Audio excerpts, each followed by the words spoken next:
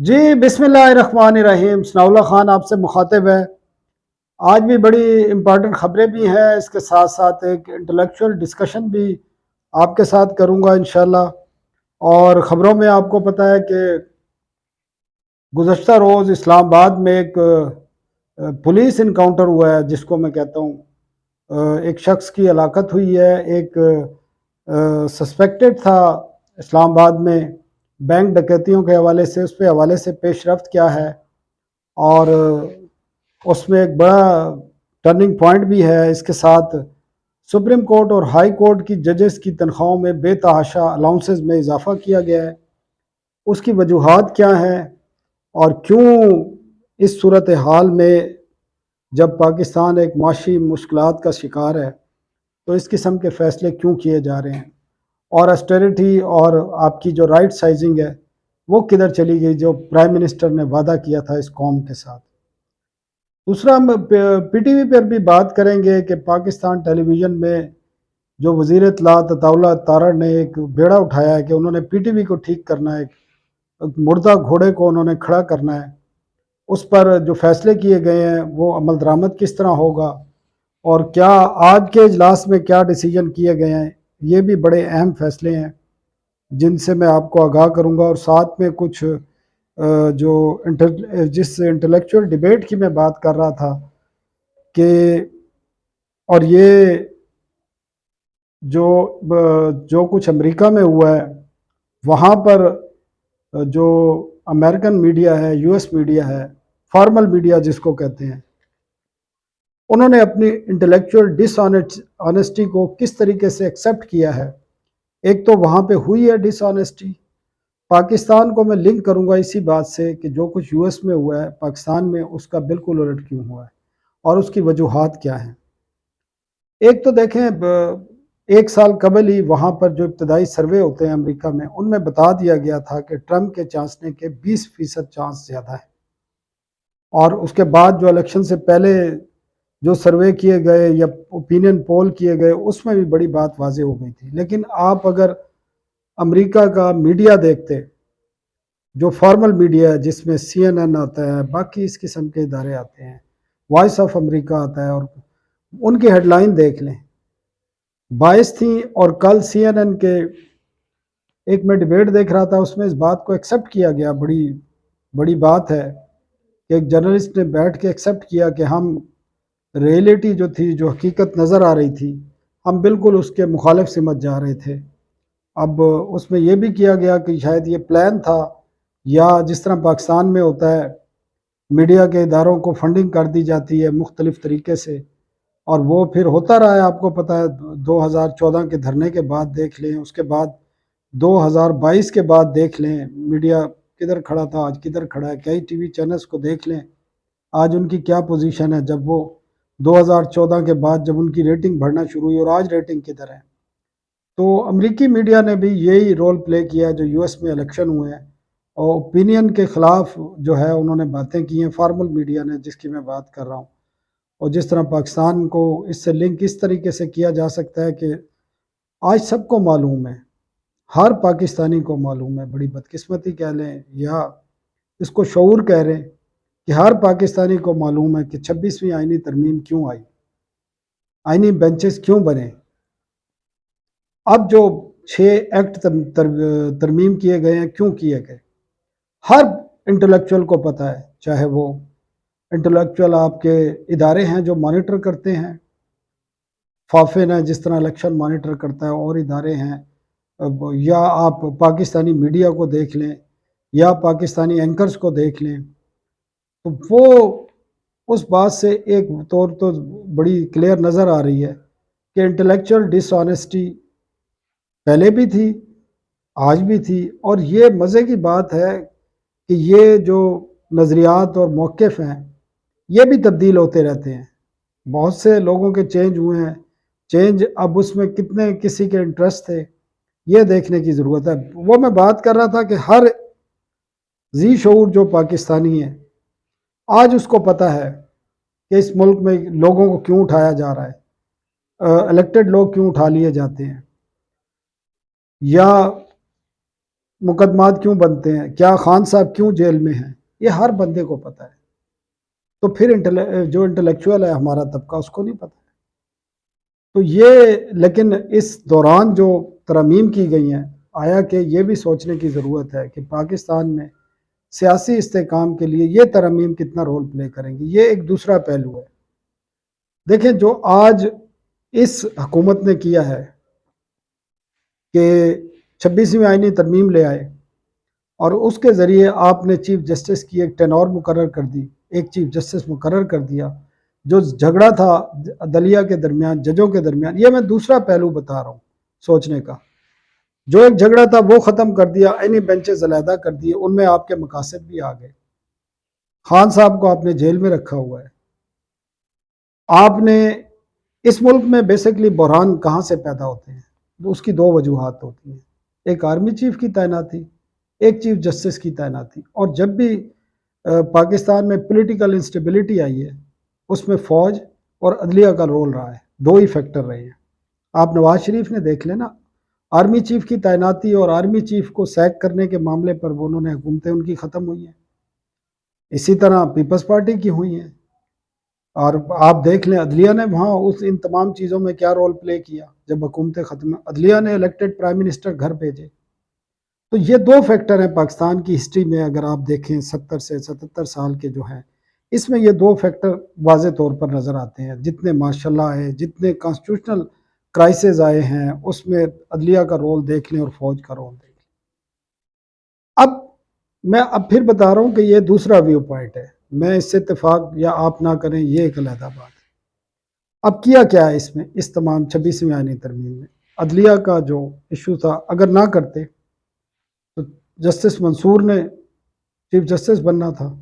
उन्होंने इलेक्शन की सारी दरखास्तें निकाल लेनी थी। उन्होंने मखसूस नशिस्तों का केस भी निकाल लेना था। ये भी हो सकता था कि आपका इलेक्शन ही उड़ा देते और दोबारा इलेक्शन, और आपको फिर 30-35 अरब रुपए के नए इलेक्शन कराने पड़ते, और आपकी जो स्टेबिलिटी सो कॉल्ड आप उसको कह सकते हैं, इकानमी आपकी ये हालत थी कि आप बैंक करप्ट हो चुके हैं और आपका दिवालिया होने लग रहा, डिफ़ॉल्ट डिक्लेयर होने वाले थे आप। तो ये फिर सिचुएशन पैदा होनी थी। और मंसूर के बाद मुनीब अख्तर ने, जस्टिस मुनीब अख्तर ने बनना था, और यही मामला आपके आर्मी चीफ के मामले में होना था कि आपने नवंबर 2025 में आसिम मुनीर ने रिटायर हो जाना था, नए आर्मी चीफ आ जाते, और वहाँ पर भी तैनाती के लिए भी सबसे बड़ा मसला वहीं पे खड़ा होना था। और तैनात हो भी जाते तो बिल्कुल यू टर्न आता इदारे की जो पॉलिसी है, और एक नया बहरान खड़ा होता। और यहाँ पे भी जो अदलिया में भी होना था वो यही होना था। तो उन तमाम जो बहरान थे, एक मैं इसको बार बता रहा हूँ कि ये एक मौक़िफ़ है। उन तमाम किस्म के जो एक्सपेक्टेड किस्म की जो क्राइसिस पॉलिटिकल, उससे यकीनन एक सियासी बहरान तो पैदा होना था।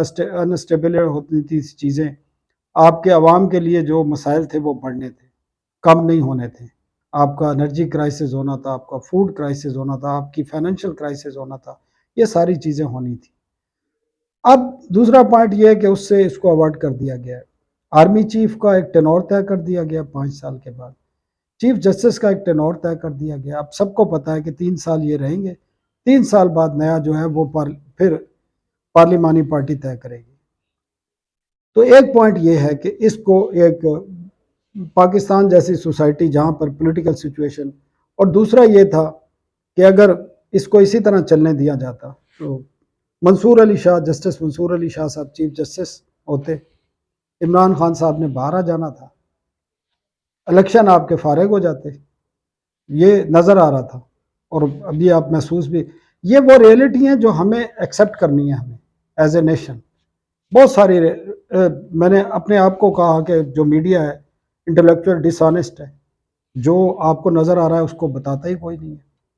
इसी तरह मैं आपको ये भी सूरत हाल बता रहा हूँ, अगर ये सूरत हाल बनती, इसी तरह रहता। देखें, सियासत होती इसी को कहते हैं। उन्होंने सियासत के लिए ये चीज़ें इमरान खान साहब भी कर सकते थे, और वो आज भी इस मुल्क के वज़ीर आज़म होते अगर वो इस किस्म की स्ट्रेटजी इख्तियार करते जो आज इख्तियार की गई है। लेकिन वहाँ स्ट्रेटजी और थी, यहाँ स्ट्रेटजी और है। वहाँ भी उनका भी जाना जो है वो आर्मी चीफ की वजह से, वो जनरल बाजवा की वजह से या जनरल फैज़ की वजह से, वो उनको आर्मी चीफ बनाना चाहते थे। تو یہ وہ پوائنٹ وہیں آ جاتا ہے کہ دو فیکٹر بڑے امپارٹنٹ تھے، ایک آرمی چیف کی تعیناتی کا اور ایک چیف جسٹس کی، دونوں کو انہوں نے لیگلائز کر کے کانسٹیٹیوشنل امینڈمنٹ کر کے وہ مسئلے کو ہی ختم کر دیا۔ اب 5 سال آرمی چیف رہیں گے، 3 سال چیف جسٹس رہیں گے، اور وہ پارلیمانی کمیٹی جو ہوگی 3 سال بعد نیا چیف جسٹس۔ انہوں نے اپنا جو 5 سال کا ٹینور ہے اس کو، اس سے ایک اپنا انٹرسٹ بھی، بہت سارے انٹرسٹ کے ساتھ یہ بھی اٹھا لیا کہ اب 5 سال ان کو کوئی مسئلہ نہیں ہوگا۔ یہ خان صاحب بھی یہ سیاست کر سکتے تھے لیکن نہیں کی گئی۔ پاپولیرٹی کے زوم میں بندہ اتنا بعض دفعہ آگے چلا جاتا ہے، پھر اس کو سمجھانا بڑا مشکل ہوتا ہے۔ اور پاپولر تھے اور آج بھی ہیں عمران خان صاحب، اسی لیے وہ جیل میں ہیں۔ جیل سے باہر آ جائیں تو آپ کی یہ اسمبلیاں بھی ختم ہوں گی، نئے الیکشن بھی ہوں گے، آپ کو 30-35 ارب روپے اس قوم کو مزید ٹھکیں گے، اور پھر ایک پولیٹیکل کرائسس آئے گا، اور اس سے پھر فائنینشیل کرائسس جنم لے گا، اور وہ تمام چیزیں پھر۔ تو ایز اے نیشن ہمیں یہ سوچنا ہے، بہت ساری چیزیں، ہر جو بھی طبقات ہیں، سیاسی ہیں، آپ کے فوج سے ہیں، آپ کے عدلیہ کے ہیں، اور وہ سے ہیں، آپ کی جرنلسٹ کمیونٹی، آپ کے انٹلیکچوئل ہیں، ان کو ایکسیپٹ کرنا پڑے گا اپنی غلطیاں، جس طرح یو ایس میڈیا نے، جو فارن میڈیا، انہوں نے ایکسیپٹ کیا ہے کہ ان سے غلطی نہیں ہوئی بلکہ یہ پری پلان ہوا ہے، اور وہ اس کو ایکسیپٹ کر کے بیٹھے ہیں کہ جو ہم لوگوں کو بیان کرتے رہے اصل صورتحال وہ نہیں تھی۔ تو ہمارے یہاں بھی اس چیز کو ایکسیپٹ کرنا پڑے گا، کئی چیزوں کو۔ دوسری خبر یہ ہے، اور یہ اسی سے جڑی ہوئی ہے، اب آگے دیکھیں کیا کیا حکومت نے۔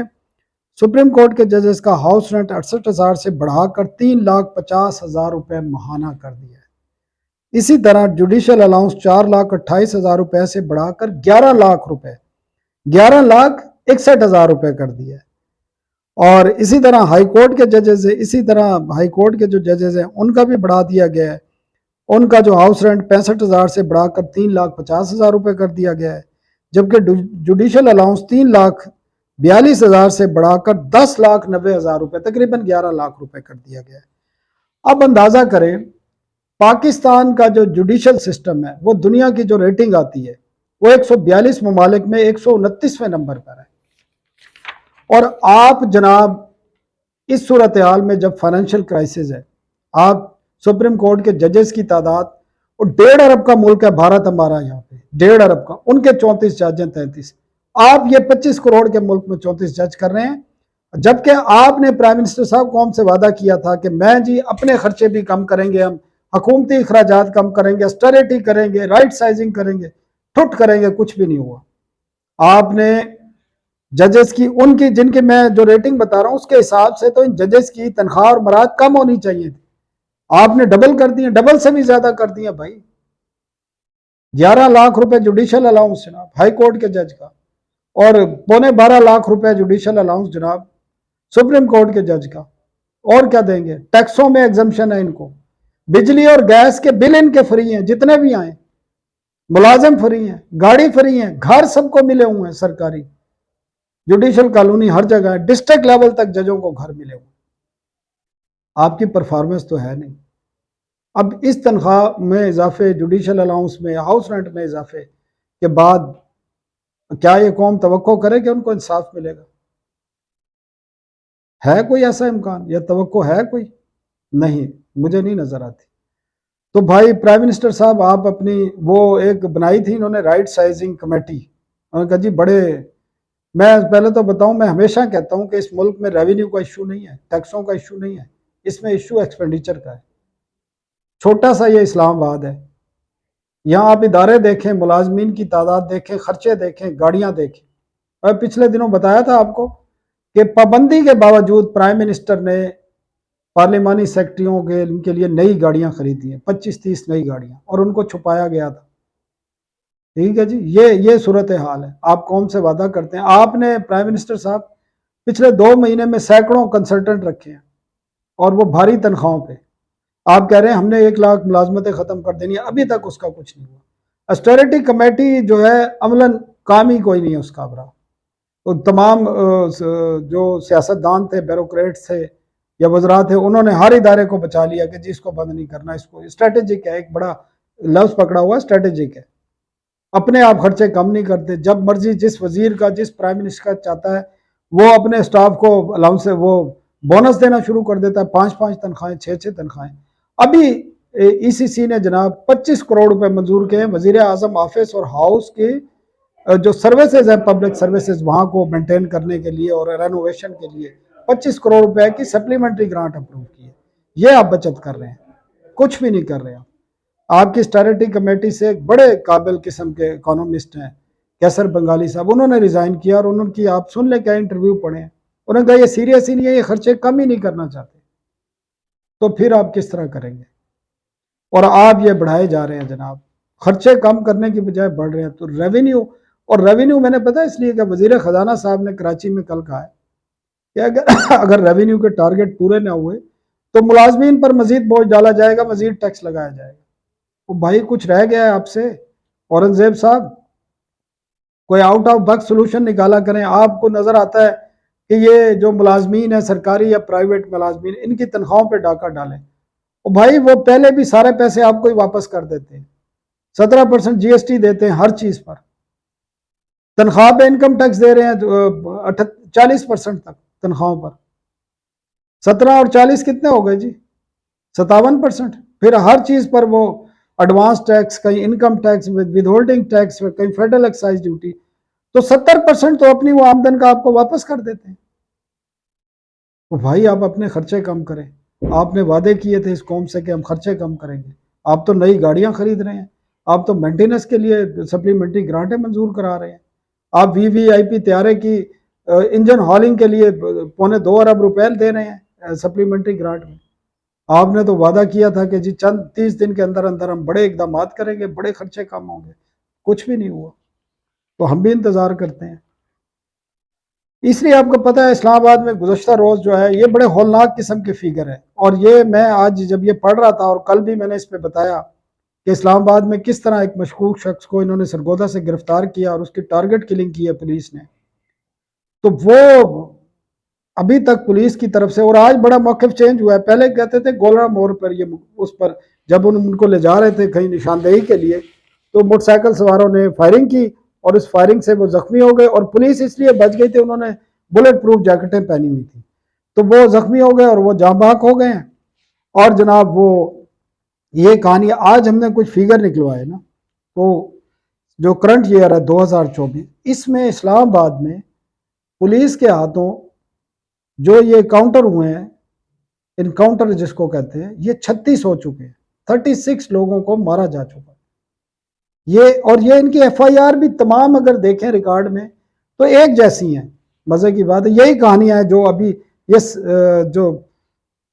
سکندر نام ہے، پتہ نہیں ان کا، یہ جو سرگودے کا شہری ہے جس کو مارا گیا ہے، اسی قسم کی تمام ایف آئی آر ہے. کوئی پوچھنے والا نہیں ہے. اور میں تو آج وہ جب یہ پڑھ رہا تھا تو مجھے وہ عابد باکسر یاد آ گیا لاہور کا، جس کے بارے میں کہا تھا کہ اس وقت کے جو وزیر اعلیٰ تھے ان کے کہنے پر وہ کاؤنٹر اسپیشلسٹ اس کو کہا گیا. اور لگتا ہے اسلام آباد میں بھی شہباز شریف کا عابد باکسر آ گیا ہے کوئی، اور یہاں پر جو ہے انکاؤنٹر ہو رہے ہیں پولیس کے. اور اب پتہ نہیں وہ بیچارہ اس نے یہ ڈکیتیاں بینک کی بھی تھی یا نہیں کی. کہانیاں تو یہی سنائی گئی ہیں اور بڑی ڈرامائی جی، بڑی فینسنگ کے ذریعے پکڑا گیا اور جناب اس کے سفید جوتوں کی وجہ سے پکڑا گیا. اور وہ جناب سرگودا میں گھر بن رہا تھا اس کے لیے، یہاں پہ الیکٹریشین کا کام کرتا تھا. اور بڑی عجیب و غریب قسم کی کہانی. اور اس کو ہم جناب کل کہیں پہلے تو کہا گیا کہ جی مال سارا پکڑا گیا، پھر اس کو نشاندہی کے لیے کدھر لے جایا جا رہا تھا. اور جناب 3 ان کے ساتھیوں نے حملہ کیا جس میں وہ مارا گیا. پولیس والے بچ گئے کیونکہ انہوں نے جیکٹیں پہنی ہوئی تھی، سروں پر ہیلمٹ پہنے ہوئے تھے، ہاتھوں میں بھی جیکٹیں تھیں، پاؤں میں بھی جیکٹ تھی. کوئی گولی نہیں لگی، کوئی نشان نہیں ملا. پہلے کہا گولڑا موڑ پہ ہوا، آج کہتے ہیں گولڑا اسٹیشن پر. ان کے درمیان بھی 8-10 کلومیٹر کا تو فاصلہ ہے اس جگہ کا. یہ بھی صورتحال ایسی ہے. اور جس ملک کا دارالحکومت، وفاقی دارالحکومت اور چھوٹا سا شہر، وہاں پر انکاؤنٹر ہو رہے ہوں تو باقی ملک کا کیا حال ہوگا آپ کو پتہ ہی ہے. پھر تو یہ اس میں پیش رفت کوئی بھی نہیں ہے. پولیس اس پر کوئی موقف دینے کے لیے اب تیار نہیں ہے، نہ آئی جی نہ کوئی اور اس پر بات کرنے کو تیار بھی نہیں ہے. اور اس معاملے کو بھی اگر اس کے لواحقین کھڑے نہ ہوئے تو یہ معاملہ بھی ختم ہو جائے گا. پھر اسی طرح پی ٹی وی پہ حوالے سے بڑی ڈیولپمنٹ ہے. آج وزیر اطلاعات نے، کیونکہ انہوں نے بیڑا اٹھایا ہے کہ وہ انہوں نے ریفارمز لانی ہے اور یہاں جو مافیاز ہیں ان کو ختم کرنا ہے، آج انہوں نے پھر اجلاس کی صدارت کی ہے اور سیلز اور مارکیٹنگ کے جو ہیڈ تھے 22 لاکھ روپے ماہانہ پہ رکھے گئے تھے، سنا ان کی تعلیم بھی بڑی کم تھی، ان کو فارغ کر دیا گیا ہے، ان کو 1 مہینے کا نوٹس ہے، اور ان کی جگہ نیا اپوائنٹمنٹ مارکیٹ بیس رکھی جائے گی جو سیلز اور مارکیٹنگ کو دیکھیں گے۔ اور آج جب ان کو بریفنگ دی گئی تو بریفنگ میں بڑی حیران کن باتیں بتائی گئیں کہ کراچی میں وہ شخص بیٹھتے ہیں، اور جب وہ میٹنگ کرتے تھے سیلز اور مارکیٹنگ کی تو ان کے کمپیٹیٹر کے بھی بعض نمائندے ان اجلاسوں میں بیٹھتے تھے۔